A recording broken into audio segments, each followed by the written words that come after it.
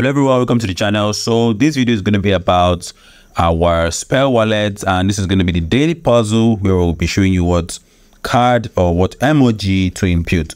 But before we start, make sure you actually go ahead and claim, because if I don't remind you now, you might probably just forget about it.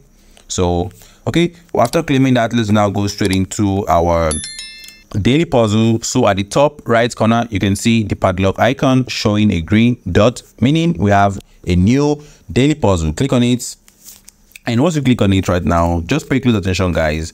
I just found out that the emoji on our Android and iPhone is quite different, but it's still the same thing. Like for instance, the moon face on the iPhone looks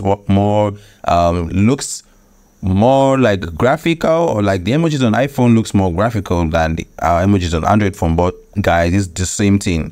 So pay close attention. I'm going to just zoom my screen closer so you can actually take a closer look at the emoji that I'm going to be selecting. The first emoji on our list is going to be this magic wand. Click on it. The second emoji is going to be the moon face. We're going to use the moon face for the second and the third. So just click on it twice.